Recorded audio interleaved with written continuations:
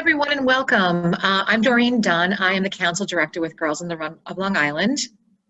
I'm Christina Brandt. I'm the Program Coordinator. And we just want to welcome you to our Spring 2021 webinar. We are really excited to share with you what we have in store for our spring season. We're ready to say bye-bye to 2020 and really get started with another great season of Girls on the Run. So with that, we're going to try to keep this brief so that we can hopefully capture all of you for the entire duration. And we're going to try to aim for around 10 minutes. So just so you know, we're going to just briefly take you through our mission, our vision, and why Girls on the Run now, because some of you might not be all that familiar with what Girls on the Run is.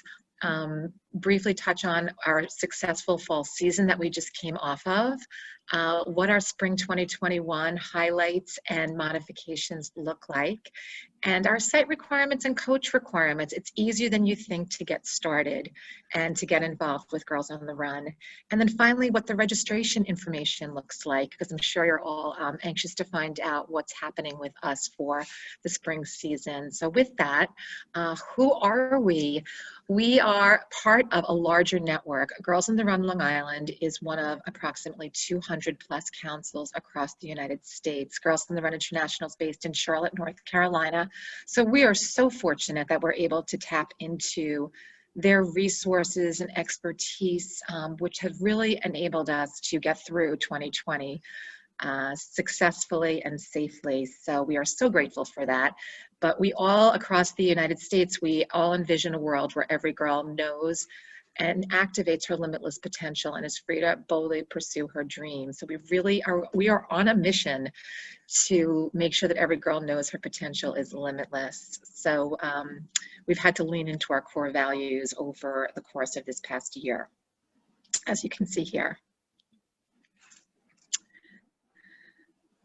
So at Girls on the Run, we provide just a safe and nurturing environment for your girls. We are accessible to all athletic abilities, which is really amazing because there are so many sports out there for girls and activities that have different skill sets. But in Girls on the Run, we are an inclusive organization. We welcome all girls to participate in our program. We're so much more than a running program. We provide tools and strategies that girls can really learn how to navigate these formative years. It's really a crucial time in their development. We start in grades 3 and we go up to grades 8. It's just such an important time in their development.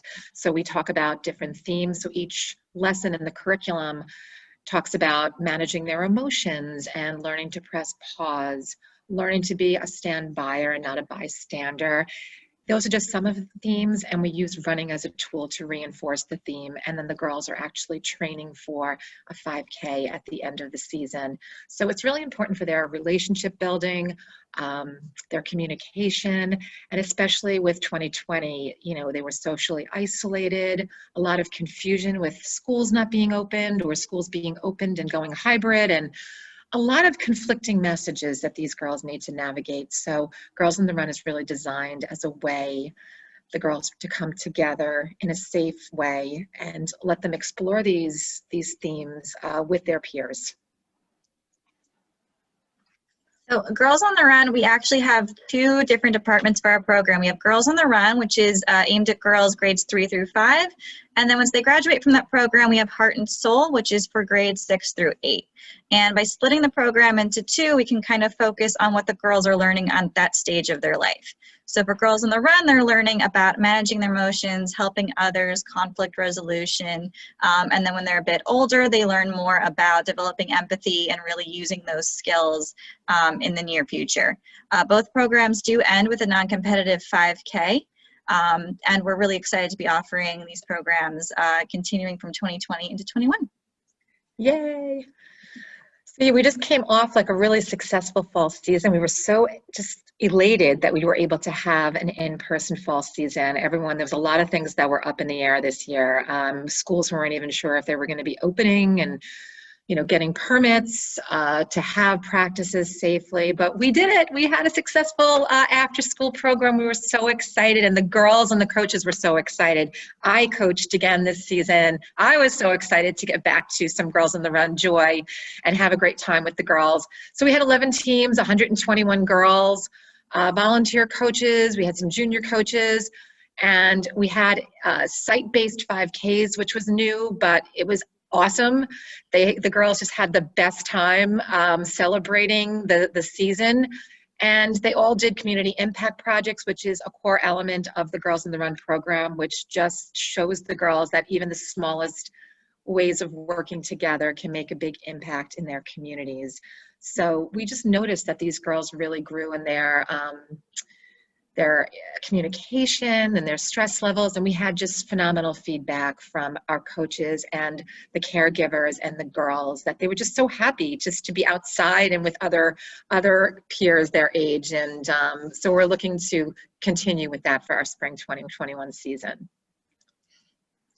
So moving right along, we still are fully intending on having an in-person program. Obviously, there are so many things that are beyond our control, but as long as it's safe to be outside, we will have a Girls on the Run season. It's simple as that.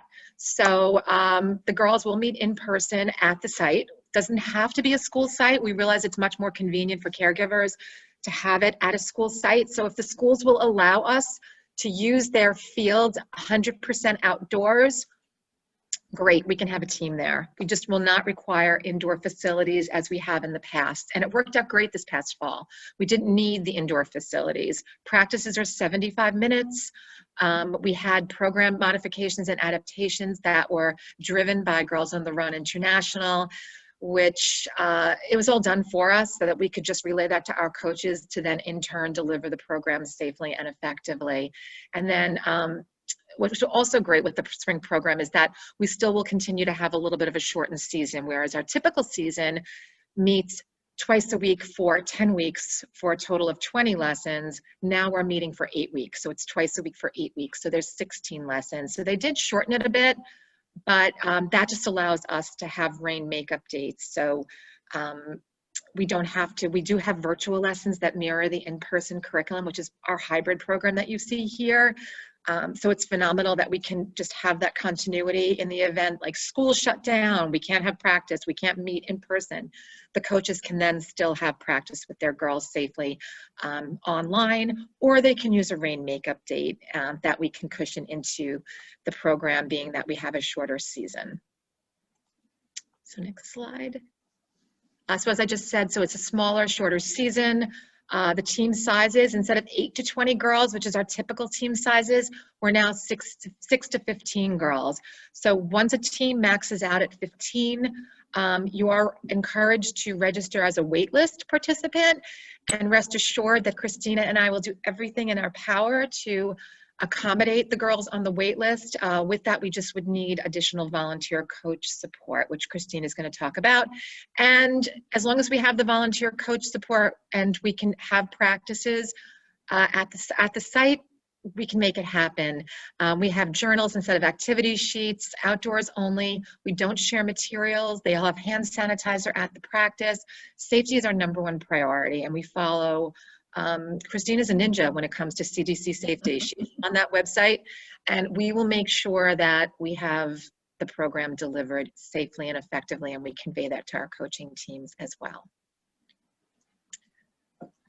Okay. So if you want to bring Girls on the Run to your site, that's very easy to do. We just need a few things. Just be able to meet twice a week. And like we said, it can be at a school, it can be at a park. We just do ask for an outdoor space that is safe, that you have enough room that we can socially distance all of our girls in a circle, and that you have some room to run laps as part of our curricula. If we do have a huge demand for one site, we can have more than one team. We just need enough volunteers to accommodate that. We do train our coaches, and we provide all of that in, I'm going to get to that in the next slide. And then we do have our site liaisons that are basically there to help promote the girls. And that can be a coach. So if you want to coach and also work on promoting your site, you can absolutely do that. We are also here to support you. But if you want to take that on, you want to take the initiative and just run with it, go for it. Okay, and so for our coach requirements, again, very easy to get involved. We would love to have you. If you've never been involved in Girls on the Run, we have lots of training for you so you know exactly what you're doing when you get to that first day of practice. Our training, it's part of our national curriculum, so all of our coaches across the country do receive the same training.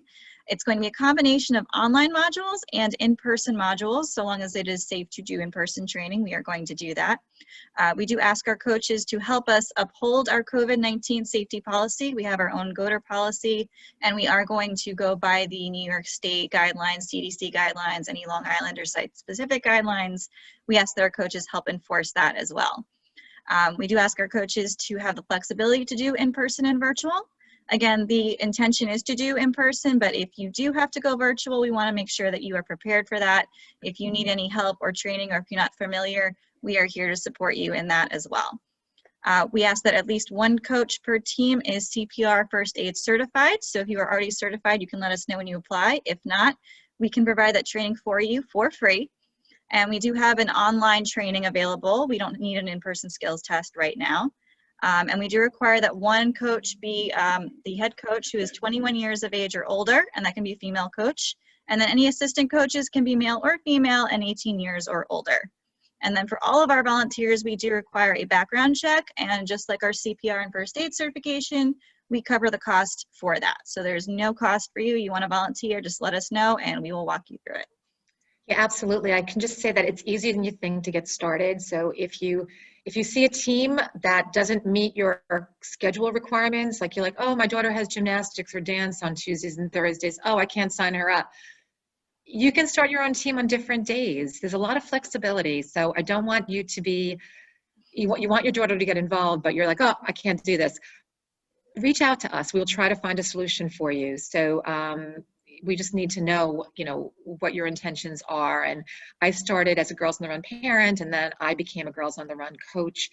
And it's one of the most fulfilling volunteer opportunities. I was a Girl Scout leader. I volunteered in school all the time, but to volunteer in this capacity is a truly rewarding experience. And a lot of our coaches are always saying to us, why wasn't this around when I was a kid? And I said the same thing. So get involved, reach out to us. It's easier than you think, okay? And we are with you every step of the way. Christine is going to talk quickly about promoting, but we give you everything that you need. We give you your coach bag, the curricula, all the supplies that you need, and all the support that you need, and all the training that you need. So again, don't hesitate to reach out to us if you want a team in your area or you're looking to get involved. And if you're a runner, great. If you're not a runner, great. Definitely, just reach out to us. We'd love to hear from you. Don't need to have running or coaching experience, just the desire to make a difference. Yeah. So if you do want to bring Girls on the Run to your location, we have digital promotional materials, including social media, to help get the word out that you are absolutely welcome to utilize. And if you don't want to go digital, if you do want that hard copy flyer or registration, we have those available for you as well. We encourage you to get involved with your school counselors, with your principals, your superintendents. They are a huge support system that can help back you up and get the word out across your school districts. And then we ourselves, we have our GOTR staff and our coaches, especially we have a lot of returning coaches that come back season after season who have been there, done that, seen it all. So if you have any questions that maybe I can't answer, I can go ahead and just ask our amazing coaches who probably have all of the answers. So we are here to support you every single step of the way, whether it's getting the word out or throughout your season or towards the end of your season. If there's any questions, we have a huge support network. We're really like a big family, and we would love to welcome you. Yes, 100%. So with that, there's just a couple of steps that you're going to need to take, and Christina will walk you through those, and then we'll just wrap this up with registration information. So like we said before, if you want to bring Girls on the Run to your community, it starts off with a site application. Just simply let us know where you want Girls on the Run, whether it's a school or a park, and we can get that process started. And then it's filling out a coach application, whether you're a new coach or a returning coach. We do have 2 applications, so just make sure you're filling out the right one. And then from that point forward, it's just keeping an eye on your email and your phone calls, because we will be reaching out with some questions, following up with your availability, which site we can allocate you to. Bless you. And then doing those background checks, getting that CPR certification done, and getting that training all set up for you. And then we can go ahead and start the season. So it's really easy. And again, we are with you every step of the way. Yes, 100%. That's great. So important steps on our website for just know that registration will open on February 1st at 8 a.m. First come, first serve. Team sizes 6 to 15 girls. We encourage you, if the teams are full, that you just register for the wait list as early as possible, and we would make every effort to accommodate the wait list as long as we can get volunteer coaches. And then also, we'll always make sure that we communicate with you as clearly as possible, but always reach out to us if you have any questions. Make sure that you're comfortable with in-person and virtual, even though we intend to do in-person as much as possible, but just make sure that you're comfortable with that. And then also, if you need financial assistance, we know it's a really difficult year above and beyond, but we are a nonprofit, and we are so fortunate to have very generous sponsors, donors, and just supporters. And if you need financial assistance, it's there. We ask you, do you require financial assistance? If you click yes, it will take you to another screen. And so don't reach out. And if you have any questions about that, don't hesitate to reach out to us, and we will be glad to answer. So we'll never turn anyone away due to your financial situation. We want every girl to participate. Yeah. So make sure you follow us on social media at GOTR Long Island, GOTR Long Island. Visit our website frequently for updates, gotrlongisland.org, and then mark your calendars. Make sure you get your site applications in. We only need the top line information, but we just need to hear from you. We need to know, like, where you want Girls on the Run, so that we can take the next steps that are necessary and help you, walk you through that process, because we want you to have a really successful, fun season. So the sooner the better. Now is a great time to be reaching out. Fill out that site application, and then we will follow up with you. You will hear from one of us. Registration opens February 1st. The program will start March 22nd, unless we have a massive snowstorm, which we hope that doesn't happen, but we will start the week of March 22nd, and the 5K is celebratory run is scheduled for June 5th. It's site-based right now, but if we can do a council-wide community 5K, we will. We will apply for the permits, and if we can, we will. We're going to keep our fingers crossed. So hopefully we can. I just want to thank you for your time. We'd love to hear from you. Again, Christina and Doreen, and wishing you a happy, healthy 2021. We really hope to see you next year.